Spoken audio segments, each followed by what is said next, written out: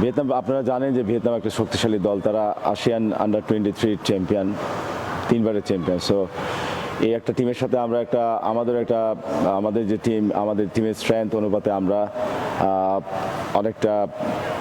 একটা ব্লকে গিয়েছিলাম, মিড ব্লকে গিয়েছিলাম, বাট ওরা আমাদের প্ল্যানটাকে এক্সিকিউট করতে দেয়নি। মানে আমরা যখন বল বিল্ড আপে গিয়েছি, তারা কিন্তু আমাদেরকে প্রেসিংয়ে আমরা স্পেশালি আমাদের নাম্বার 10 দুজনকে খুঁজে পাইনি, যেটা আমাদের স্টাইল খেলার, বা ইভেন আউট উইং সাইড দিয়ে খেলে ক্রস করে অ্যাটাক ফিনিশ করা। আমরা এই কাজগুলো আমাদের প্ল্যানে আমরা সফল হইনি, এর জন্য আমরা আজকের ম্যাচটা মূলত হেরেছি। বাট এটা একটা টুর্নামেন্ট, রেসে থাকতে হলে আপনাকে নেক্সট ম্যাচগুলো জিততে হবে। তো আমরা এই ম্যাচকে বাদ দিয়ে সামনের যে ম্যাচগুলো আছে, স্পেশালি ইউএনের ম্যাচটা আমরা ফোকাস রাখতে যাচ্ছি, কারণ সেই ম্যাচটাই আমাদের ইম্পর্টেন্ট ম্যাচ। এখন টুর্নামেন্টে টিকে থাকতে হলে আমাদেরকে সেই ম্যাচে জিততে হবে। তো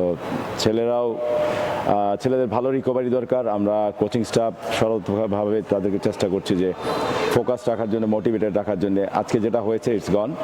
তো সামনের ম্যাচগুলোতে আমরা নতুন করে স্টার্ট করবো। এর ভিতরে আপনারা জানেন যে ফাহমিদুল এসছে, ফাহমিদুলকে আশা করি যে নেক্সট ম্যাচে আমরা পাবো।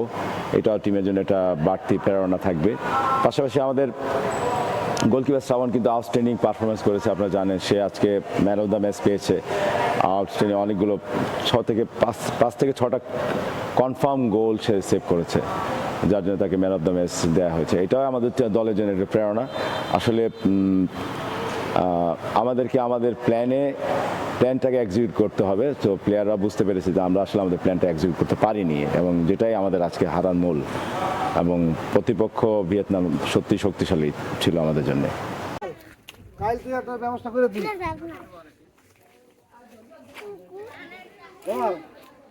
কালকে ভাই তুই দিলে লোক দিছে একটু রূপকের ধরে হ্যাঁ দিছা একটা আমার কথা কবি